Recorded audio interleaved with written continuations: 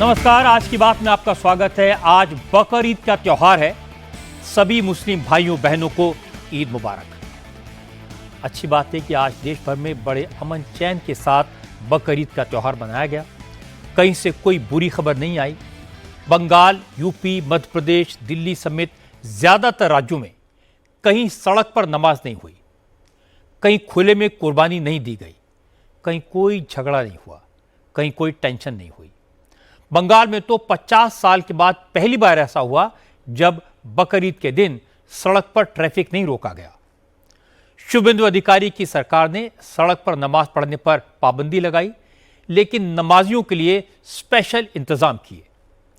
जिस brigade parade ground में शुभेंदु अधिकारी ने शपथ ग्रहण किया था, उसी परेड ग्राउंड में ईद की नमाज का इंतजाम हुआ।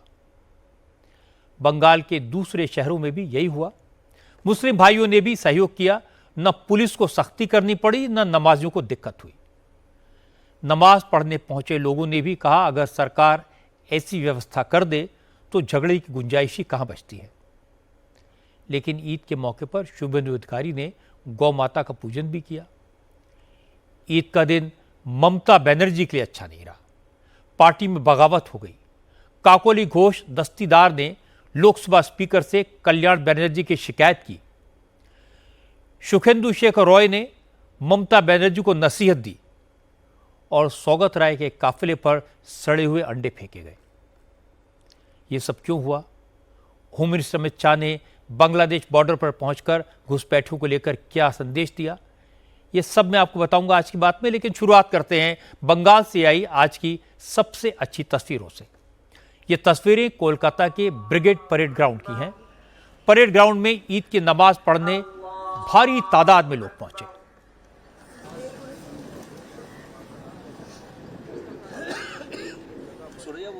परेड ग्राउंड कोलकाता का सबसे बड़ा मैदान है। यहां 3 लाख लोगों के बैठने का इंतजाम है। शुभेंदु अधिकारी की स्वेरिंग इन सेरेमनी यहीं हुई थी। बड़ी बड़ी रैलियां इसी ग्राउंड में होती हैं, लेकिन इस ग्राउंड में ईद की नमाज पहली बार हुई। शुभेंदु अधिकारी की सरकार ने सड़कों पर नमाज पढ़ने पर रोक लगाई तो तृणमूल कांग्रेस के नेताओं ने इसे मुसलमानों को परेशान करने की साजिश करार दिया। मौलानाओं ने भी आलोचना की थी, लेकिन सरकार ने सख्ती भी की और ईद की नमाज के लिए अलग से इंतजाम भी किए। परेड ग्राउंड में वजू के लिए पानी के टैंकर रखवाए गए, लोगों के बैठने की व्यवस्था की गई, पार्किंग की जगह तय की गई। नमाजियों को गाइड करने के लिए ट्रैफिक पुलिस और वॉलंटियर्स तैनात किए गए। बड़ी तादाद में पुलिस फोर्स की तैनाती हुई। प्रशासन को निर्देश दिया गया कि नमाजियों को किसी तरह की कोई दिक्कत नहीं होनी चाहिए, और इसका असर दिखा। सुबह सुबह बड़ी संख्या में नमाजी परेड ग्राउंड पहुंच गए। तय वक्त पर नमाज शुरू हुई। इंतजामिया कमेटी ने ईद के नमाज के बाद चाय नाश्ते का भी इंतजाम किया था, और नमाज के बाद मुस्लिम भाई एक दूसरे के गले मिले, चाय पी और लौट गए। आज सुखेंदु शेखर रॉय ने कहा कि शुभेंदु अधिकारी जैसा मेहनती और सुलझा हुआ मुख्यमंत्री बंगाल को पहली बार मिला है, और इसका असर क्या होता है वो बंगाल की जनता देख रही है। अभी तक जो काम नए सरकार शुभेंदु अधिकारी के नेतृत्व में, अभी तक तो पूरा मंत्रिसभा भी नहीं बना, फिर भी सरकार ने जो कदम उठाए हैं अभी तक, वो आम जनता बहुत खुश है, बहुत खुश है। सही रास्ते पे सरकार चल रहा है। ऐसे ही सरकार चलना चाहिए, और मुझे उम्मीद भी है, क्योंकि मैं शुभेंदु को जानता हूँ, उनको और भी जो लोग हैं उनके साथ कुछ लोगों को मैं वर्षों से जानता हूँ। शुभेंदु का भी पॉलिटिकल करियर बहुत लंबा है, बहुत मेहनती है, बहुत ही मेहनती है।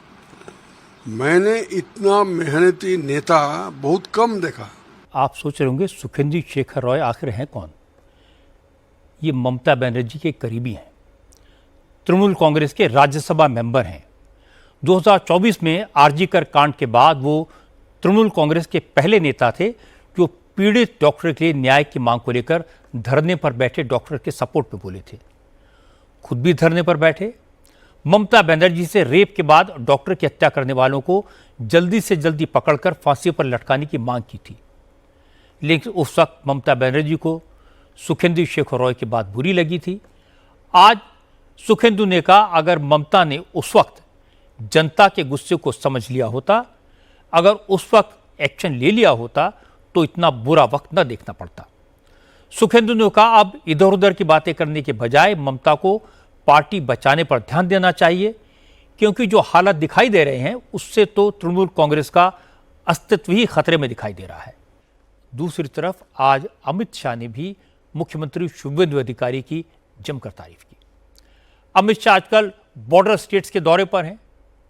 भरी गर्मी में आज वो गुजरात की सीमा पर थे और सुरक्षा की बात करते हुए उन्होंने बंगाल बॉर्डर का जिक्र किया। अमित शाह ने कहा कि शुभेंदु अधिकारी सत्ता में आए और मुख्यमंत्री बनते ही जिस तरह से उनकी सरकार ने अवैध घुसपैठियों के खिलाफ एक्शन लेना शुरू किया वो काबिले तारीफ है।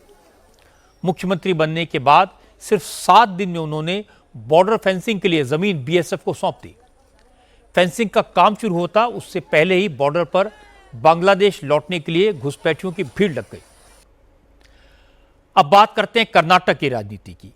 कांग्रेस हाईकमान के आदेश पर आज कर्नाटक के मुख्यमंत्री सिद्धारमैया ने इस्तीफा दे दिया और इसके बाद deputy chief minister DK Shiv Kumar के लिए मुख्यमंत्री बनने का रास्ता साफ हो गया। आज सिद्धारमैया ने अपने मंत्रियों के साथ ब्रेकफास्ट मीटिंग की। इस मीटिंग में उन्होंने कहा कि पार्टी हाईकमान चाहता है कि वो पद छोड़ दें। वो हाईकमान के आदेश का सम्मान करेंगे, लेकिन वो राज्यसभा में जाने का ऑफर स्वीकार नहीं करेंगे, दिल्ली नहीं जाएंगे, कर्नाटक में ही रहेंगे और विधायक के तौर पर काम करेंगे। अब बात करते हैं सीबीएसई के ऑन स्क्रीन मार्किंग सिस्टम पर उठे सवालों की। आज पहली बार शिक्षा मंत्री धर्मेंद्र प्रधान ने सीबीएसई एग्जाम को लेकर साफ साफ बात की। उन्होंने कहा कि ओएसएम सिस्टम पूरी दुनिया में इस्तेमाल होता है।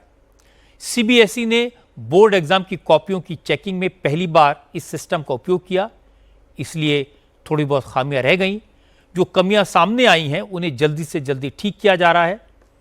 आज धर्मेंद्र प्रधान ने सीबीएसई के अधिकारियों के साथ लंबी मीटिंग की और फिर अफसरों को आदेश दिया कि स्टूडेंट की शिकायतें जल्दी से जल्दी दूर की जाए। आज मिडिल ईस्ट से एक बार फिर बुरी खबर आई है। सीज फायर के बावजूद अमेरिका ने एक बार फिर ईरान पर हमला किया। कल रात अमेरिकी सेना ने साउथ ईरान में बंदर अब्बास पोर्ट के आसपास बमबारी की। ईरानी नेवी के ठिकानों को मिसाइल से निशाना बनाया। अमेरिका ने कहा कि ईरान की तरफ से उसके वॉरशिप्स पर ड्रोन और मिसाइल अटैक हुए थे, इसलिए उसने भी ईरान पर जवाबी हमला किया। लेकिन अमेरिकी हमले के जवाब में ईरान ने भी कुवैत में अमेरिकी मिलिट्री बेसिस पर हमले किए। जंग के मुद्दे पर ट्रंप का रुख रोज रोज बदलता है। एक दिन वो शांति की बात कहते हैं और दूसरे दिन जंग के मूड में दिखाई देते हैं। हकीकत है कि ट्रंप जंग से निकलना चाहते हैं, लेकिन ये दिखाना नहीं चाहते कि वो मैदान छोड़ रहे हैं। इसीलिए पीस डील में लगातार डिले होता जा रहा है। बांग्लादेश से आज इंटरेस्टिंग खबर आई। कुछ लोगों ने एक भैंसे का नाम ट्रंप रख दिया, उसका हेयर स्टाइल ट्रंप जैसा बना दिया और बकरीद पर इस भैंसे की कुर्बानी की तैयारी कर ली। इस भैंसे की तस्वीरें पूरी दुनिया में वायरल हो गई। इसके बाद अमेरिकन एम्बेसी के अफसर हरकत में आए और भैंसे की कुर्बानी रोकने के लिए बांग्लादेश के गृह मंत्रालय को ऑर्डर जारी करने पड़े। बांग्लादेश सरकार को भैंसे के मालिक को उसकी पूरी रकम चुकानी पड़ी और इसके बाद इसे बांग्लादेश से नेशनल जू में शिफ्ट कर दिया गया। और चलते चलते मैं आपसे बात करना चाहता हूँ इंडियन क्रिकेट के नए hero wonder kid Vaibhav Suryavanshi की। आईपीएल में राजस्थान और हैदराबाद के बीच जो मैच खेला गया वो मैच खत्म हुए 24 घंटे होने वाले हैं, लेकिन पूरी दुनिया में चर्चा हो रही है वैभव सूर्यवंशी की रिकॉर्ड तोड़ बैटिंग की। दुनिया के हर दिग्गज क्रिकेटर, हर क्रिकेट प्रेमी की जुबान पर वैभव सूर्यवंशी का नाम है।